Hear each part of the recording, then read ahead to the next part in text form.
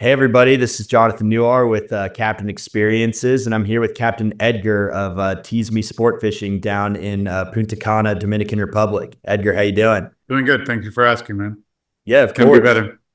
Good stuff. Well, yeah, I mean, assume that answer is coming from the fact that, as you said last week, you're having the most insane season that you guys have ever had. But first off, I just want to kind of cover the bases. So yeah, why don't you tell everybody, who you are, a little bit about you guys' operation, how you got into fishing, how you started guiding, that sort of. Okay. Well, I started fishing when I was a little kid. I was actually born in Fayetteville, North Carolina. Mhm. I'm your regular kid that fished for crappie, largemouth bass, bluegill, etc. Then we moved here when I was 7 years old. My dad bought a center console, and that was it, man. I was instantly hooked to the deep sea fishing. Man, that's amazing. So yeah, I mean, what was it like, growing up freshwater fishing and then jumping out to blue water? Well, the first day we went out, we found a whole tree log in the middle of the ocean, just like 6 miles out, and we caught like 20 plus mahis, 20 plus medium-sized wahoo when I was 7. So anybody can get hooked like that. I've been pretty spoiled here, to Yeah. tell you the truth. Yeah, definitely. Well, why don't you catch people up to speed on, the current operation? What sort of vessel are you running? What sort of trips do you offer? Okay. Well, right now I'm running a 42 Ocean Yachts SS Super Sport 2005. Two Caterpillar engine, 3126. Right now, what I recommend is either go all the way, all in for the 10-hour Blue Marlin trip. We got to go to the Fads. We got to run like 25 miles towards the Fads. If you're not familiar with the Fads, not you, but general public, Fads is fish attracting device. It's a man-made buoy made by local fishermen. Attached to the bottom, they attach like, how do you say, Paul? Like a palm tree leaf in English. Yeah, I mean, the leaf of a palm that'd tree. be it. Yep, a big Yeah. broad leaf. Yeah. Yeah. So they tie that, and it creates like structure in the middle of the ocean, but it's always there. And there's probably like 80 around. So we use the fish finder.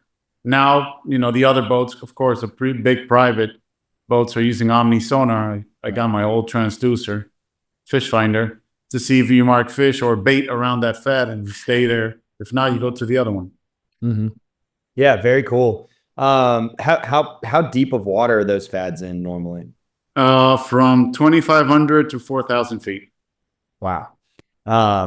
Very cool. Yeah, want to get into all of that, but yeah, I mean, the fads are basically like that log that you said you found floating when you were so old. They hold fish, that sort of thing. Yep, and the marina gives the local fishermen the rope. That way they don't bother us. Oh, what do you mean by that? They give them the rope to throw the fads, so they don't have to put their own money to do it. Oh, they don't wow. only put their time because they fish them, but they mainly go for the mahi, the easier fish. Mm-hmm. They're not really into. Well, I guess they're in a panga boat, just drifting light bait. They probably catch one or two marlin now and then, but they mostly go for the mahis and the medium little wahoo there. Right. Well, yeah, I mean, why don't you touch on that? So in addition to, this amazing blue marlin fishery, you also have, wahoo, tuna, mahi. Yeah, then if let's say you don't want to do a 10-hour trip because you're with your uncle or your cousin or your kids, I recommend the smaller one. I do a 3/4 day. We just go out to the drop and we troll in and out for the wahoo early morning. Then we'll look for some birds. And then we troll the lobster pots for sales this time of year all the way to March. Then after that is white marlin season. Believe it or not, white marlin, they bite just 3 miles off the marina. We look for them. So with a 6-hour, 8-hour trip, you'll be catching white marlin. I mean, you can fight a white marlin seeing the people walking on the beach just 2 miles off. We have 800 feet and the whites are there. Wow. Well, cool. Yeah. Why don't you give people, a sense for, geography? So you're fishing out of Punta Cana, the Cap Cana Marina down there. Yep. Eastern shore of Dominican Republic. So yeah, when you say drop, like where are you fishing and all that sort of thing? Yeah, the marina's on the east side of the island side and the peninsula, and it's called the Mona Passage. It's what is the open water that's between Dominican Republic and Puerto Rico. So that's where we fish, that stretch. And the fads are on the other side, on the Atlantic, on the 10-hour. The shorter trip and the white marlin is on the marina side. You can say that it's in the Caribbean Sea. Okay, and the fads are north, right? North in the Atlantic. Yeah. And it's generally pretty big water, right? Because I've been out of San Juan, and Oh yeah, it can get rough. it's Right? for it's for big boys. It's not your Costa Rica trip. No. Yeah. But we do have calm time and ironically is our hurricane season. So from September all the way to mid-November, it's flat calm, unless there's a hurricane passing by. Yeah, can you give people a sense of like how the year progresses in terms of seasons? So January through December. So let's say let's start with the white marlin season. It starts in March and it ends because we're still getting whites right now mixed in with the blues. But it ends between July, mid-August. Then that's when the blues start in August. And it goes all the way to January. And then around November all the way to February, we got sales.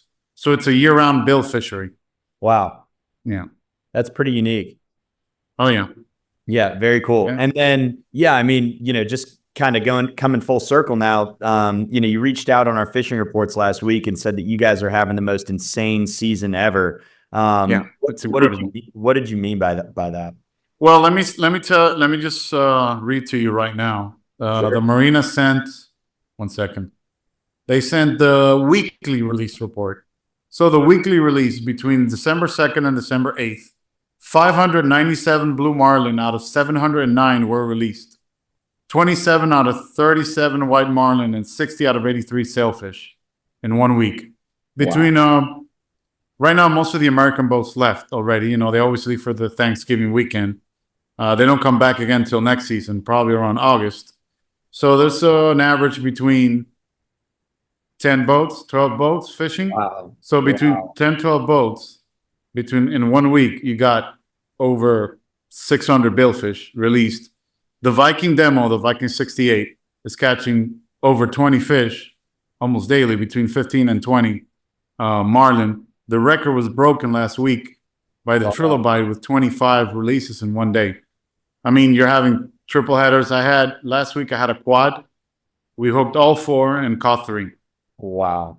Yeah, there's a video of my mate on the bow and the other one here. Yeah. You can see both lines going the opposite direction. Yeah, I mean, like, what's that like with 4 marlin on at once?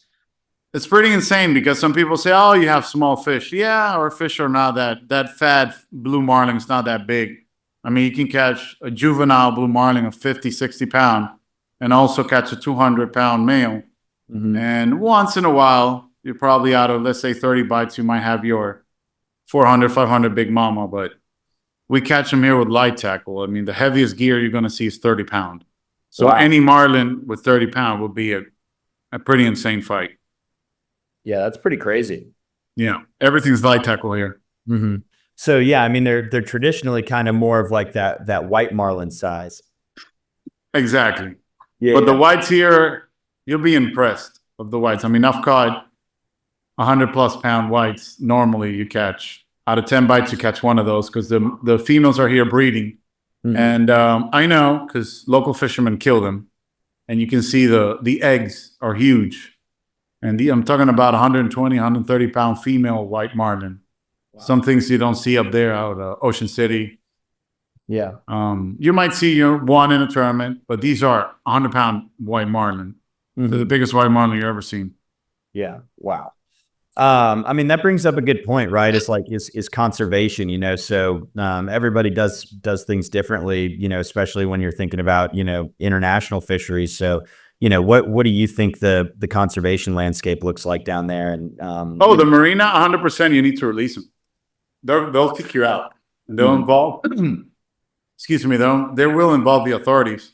The people who kill the marlin, that's why I always like people to go with charters like us that go out of a marina. Yeah, we're more expensive. I'm pretty expensive, but I really do it. There's other charters that will go out of a beach. Your local tour guide, you pay them $300, they'll take you out. Excuse me. Those are the ones that kill them because, they don't earn much and they want to sell it. Yep. So they kill everything. Yeah. But if you're going out of Capt, it's illegal to enter with a dead marlin on the boat. Yeah, that's great. That's how it should be. And then what do you attribute, this season to? Is it weather It's patterns? every 7 or 8 years it happened. Last time it happened, a record was broken by the Bluebird was 23, and that was in 2016. That's Wow. when I started. When I started this, I started in 2017 as a charter, but I moved to Punta Cana in 2016, starting to learn how to fish for the billfish. Because I'll tell you the truth, I fished in the south part of the island, and mainly I just did big yellowfin and wahoo and mahi, your occasional marlin, but really fishing for billfish. I learned everything from here, starting to do it in 2016. Mm-hmm. And what is it about bill fishing that, has you so enthralled? Is that teaser bite, man, that bait and switch. There's nothing like it. The adrenaline. I mean, I've done everything. I've done bluefin tuna PI. I've done even salmon in Alaska. Nothing compares to a blue marlin on the teaser. Yeah. Nothing. Can you share whatever you're comfortable with, in terms of how you guys set up your spread? I use ballyhoo, large size ballyhoo, bait master, or whatever one I could get my hands on, bionic baits or whatever. So it's ballyhoo with Mustad Ultra Demon 08 circle hooks, 80-pound fluoro, Moldcraft Lil hooker chuggers on top. I mean, I wish I could have something to show you, but I'm in my house. Yeah, no worries. Not at the boat. We've been cool on the boat, but my laptop's not working, so I'm using my wife's laptop. So I had to be here. No worries. How many lines are y'all typically fishing? I like to have one short, two longs, and then two pitch bait waiting. I have one big 50 Tiagra just in case for Big Mama with a big mullet or extra large size horse ballyhoo for pitch for a big one, and then a regular pitch for smaller fish on a 30. Yeah. Yeah, I mean, that's got to be the best. The teaser bite's awesome, but like when you're pitching to a big fish like that. I mean, those fish are so aggressive that they'll eat the ballyhoo next to the boat. Like you can touch them. Sweet, that's awesome. Do you have any? Do you like throw any dredges out there? Anything like that? Yeah. I'm proud to say I'm probably the only charter charter affordable charter that uses two dredges. Real good teasers, all that. Mainly, my favorite teasers are. Consisted of tuna flaps, mud flaps. Yeah. Totally. Both of them. One I do it single mud flaps, and the other one with mixed in with squid and mud flaps. Gotcha. Yeah. Makes sense. And then I mean, what are you thinking about like the omni sonar and how that sort of changed the game? I fish with, for an example, with Pete Manuel and Delta Dawn. I fish with them. It's pretty cool. It's like a video game. Right. I mean, that big adrenaline rush. When you don't have an omni sonar, when all of a sudden you see that marlin, it kind of goes away because you're expecting the bite, but it's still pretty awesome. It's still pretty cool, but it takes a little bit away of that shouting, of the cursing, and it takes a little bit away. Right. And it's like, there he is, he's in the spread. He's going from one to the next. Yeah, he's in 80 feet, you're expecting. Yep. But it's still pretty cool. I mean, if you can afford it, buy it, definitely. Yeah. I can't. Yeah. I got to run a couple more charters here. But what do you think about, the fads too, right? Because they're, sort of like an artificial piece of, well, they've been here since, I don't know since when. When I started, when I started, my dad bought a center console, not 23-foot Aquasport. There were already fads out there when I was 7 years old, and I was born in 87.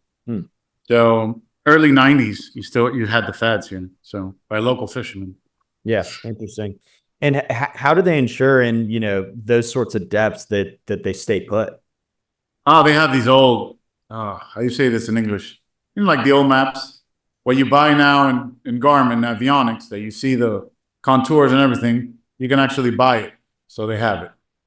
And they use. I remember when I was a kid, they used this mountain when this corner of the mountain gets here with this corner of the mountain, that's where it drops to 1,000 feet.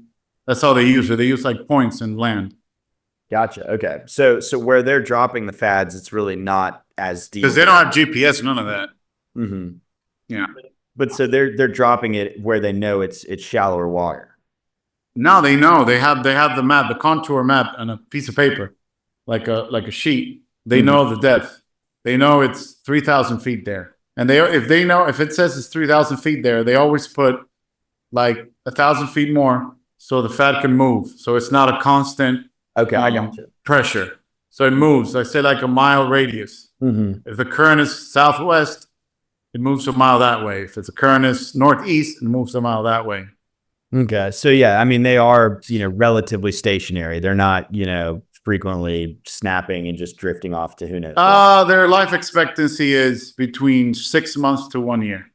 They don't last long. And then what happens to them? They throw another one. Yeah. Okay. Yeah. Gotcha. They throw another one in. Yeah. Super Because interesting. here they're not like Costa Rica. Costa Rica, they're underwater with, $7,000-8,000 fad. Underwater, you look for them with the sonar. Here it's just a buoy. And if it goes away, they throw it back in. It's just like they probably spend $200-300 on a fad. Yeah. Makes sense. Very cool. And yeah, I mean, why don't you, share on a couple of the days that you guys have been recently having? Well, I started fishing for blues, really started catching them in August. And I've already released, since 2 days ago, 104 Wow. blues. But the bite really turned on was in November. Starting November, the first Grand Slam I did was November 1st. And the last one was 3 days ago. And after I talked to you, we did another one. Nice. That's awesome. Congrats. So in 35 days, we've done 4 Grand Slams. And by that, you mean blue marlin, white marlin, sailfish, right? Yeah, I did one with a spearfish. Oh, cool. We get spearfish mixed in also with the small blues and whites. Yeah. That's awesome. That's Atlantic longbill spearfish.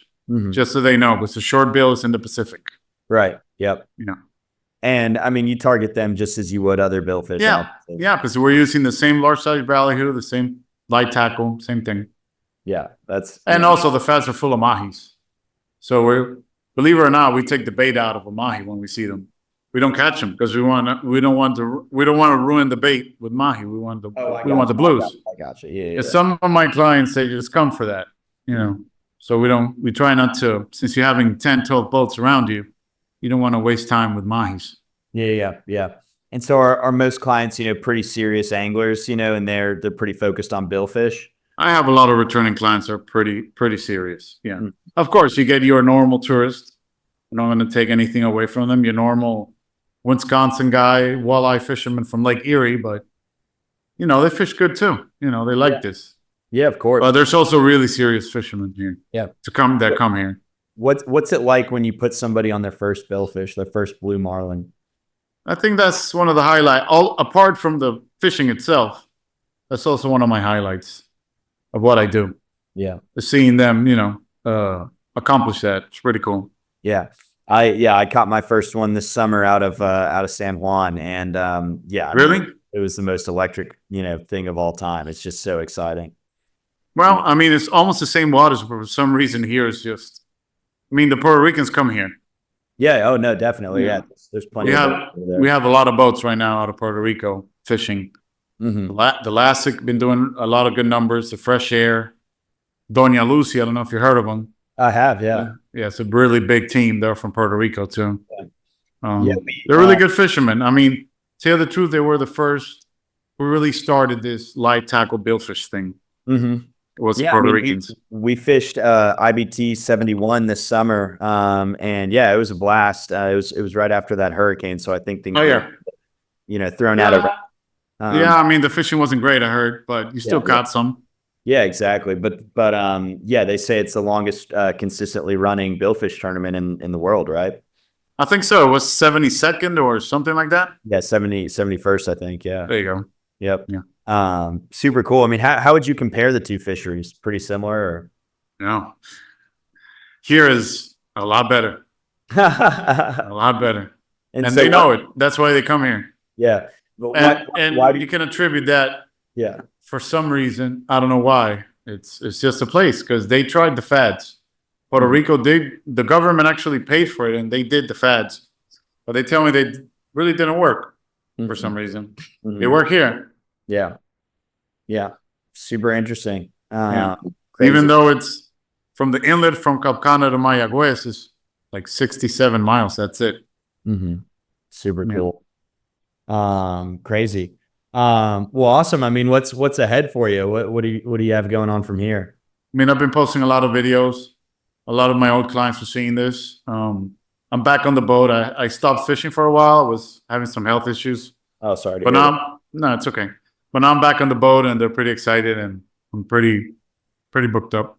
Sweet. Is it one of those things where, yeah, people are just, booking flights and heading down as quick as they can? Yep. I have a client from New York. You know who he is. He's coming again and he probably comes 3-4 times a year, fishes 4 straight full days every time he comes. It's awesome. Yeah. He already caught with me close to 40 Blue Marlin. Wow. I mean, that's why you do it, those numbers. Yeah. Well, cool, Edgar. Anything else you have to share with folks? Anything you want to get off your chest? Try it. Come and catch your first marlin. They're biting. I mean, it's fishing. I can never guarantee anything like, oh, you're going to catch a marlin for sure. But I can guarantee you at least a 90% you're going to catch a blue marlin. That's pretty high. That's that 10% fishing bad luck, that you might have. But I mean, I don't think there's a place in the world. The second place that it's close to us, it's Costa Rica. I mean, for blues, because Costa Rica with sailfish is insane. But with blues, Costa Rica's pretty close, but you got to go 100 miles out to those feds. Here's just 25. You don't have to spend those big bucks on an overnight trip. Here you can do it in 10 hours, 8 hours. And so you put that 90% on a 10-hour trip or, multi-day or what? 10-hour trip. That's crazy. Yeah. I mean, probably the last time I didn't get a blue marlin this season was in September, that the current was bad. And probably it went 2 times I didn't catch a blue marlin. Then all the trips, probably 40, 50 trips from September to here, I've caught a blue marlin every time. At least one. Wow. Yeah. That's awesome. Well, cool, Ed. Cool. Yeah. Thanks a lot for setting aside the time. I mean, this has been great. It's super exciting what you guys are up to down there. And hope you guys continue all of the success. I mean, they're still biting. They're still biting.